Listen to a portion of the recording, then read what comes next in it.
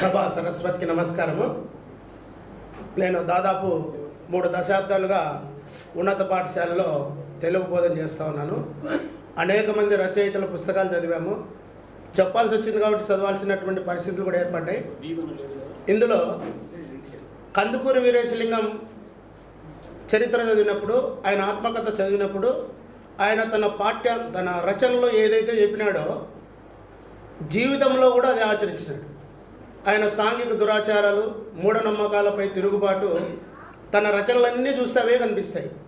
ఆయన వ్యక్తిత్వం కూడా, ఆయన జీవితంలో కూడా, బ్రతికినటువంటి విధానంలో కూడా కందుకూరి వీరేశలింగం పంతులు అదే విధంగా బతికినాడనేది చరిత్ర చదువుకున్నప్పుడు ఇది నిజమేనా అని అనుకున్నా. ఇలాంటి రచయితలు ఉంటారా అని అనుకున్నా. నాకు పద్మనాభయ్య సార్ అని గ్రేడ్ 1 తెలుగు పండిట్గా బొందిరెడ్డిపల్లిలో పనిచేసేటప్పుడు ఏదో పిచ్చాపాడిగా మాట్లాడుకుంటున్న సందర్భంలో మీ రాజ్యం మీరేలండి నవల అప్పటికి చదివి ఉన్నా. ఆ నవల గురించి మాట్లాడుతున్నప్పుడు అది మా మిత్రుడైన రాసిందే అన్నాను. నువ్వు సార్ని కలుస్తావా మా మిత్రుడిని అంటే, సార్ అంత తొందరగా ఎట్లా కలుస్తారులే సార్, అంత పెద్దవాళ్ళతో అంత తొందరగా పరిచయం అవుతుందా అని అన్నా. సరే కలుద్దాంలే అన్నాడు. ఒకరోజు సాయంకాలం రామ్నగర్కి వెళ్ళాము.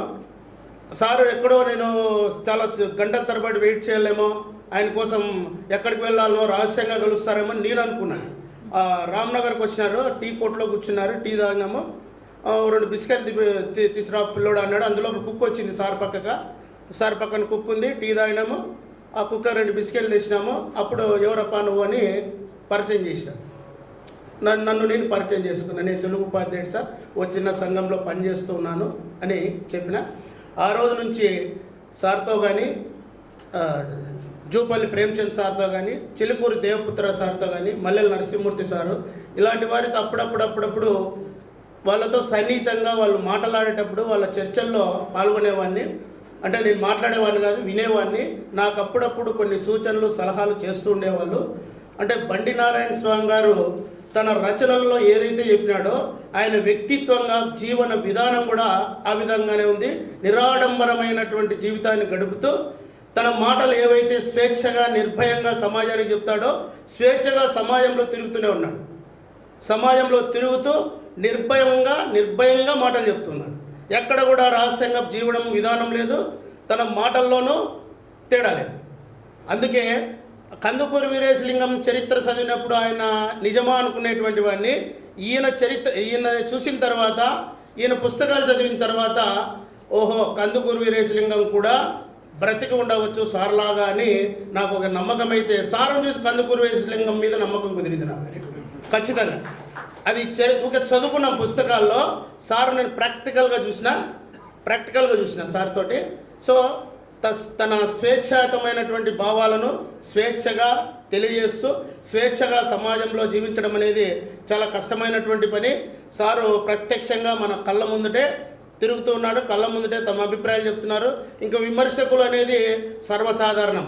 ఏ పని చేసినా నేను తెల్లగా జుట్టు ఉంది రంగు కొట్టుకుంటే ఎందుకప్ప నీకు వయసు అయిపోయింది కదా అనేవాడు ఉంటాడు. కొట్టుకోకపోతే అప్పుడే వయసు అయిపోయిందో రంగు కొట్టుకునేవాడు ఉంటాడు. ఇది కామన్ సమాజంలో. సో ఎంత విమర్శలు వస్తే అందులో అంత పస ఉందని మనం ఖచ్చితంగా నమ్మాలి. మళ్ళీ ఎవరైనా ఎక్కువ విమర్శిస్తున్నారంటే మనం కొంత స్థాయిలో ఉన్నామని నవ్వుకోవాలంటే ఎక్కువ నవ్వకూడదు, ఎక్కువ బాధపడకూడదు. పెదాల మీద చిరునవ్వు మాత్రమే కనిపించాలి. ఓహో నా తప్ప అని వాళ్ళతో వ్యక్తం చేయాలంతే. కానీ వాళ్ళ అభిప్రాయం వాళ్ళు తమ అభిప్రాయాన్ని చెప్పేవాళ్ళు వాళ్ళే రాయొచ్చు కదా. ఇది తప్పనే వాళ్ళే పుస్తకాలు రాసి పబ్లిష్ చేసి సమాజ శ్రేయస్సు కోరితే అయిపోతుంది. ఇతరులకు సలహా చెప్పడం చాలా ఈజీ. సచిన్ టెండూల్కర్ 100 సెంచరీలు చేసినాడు.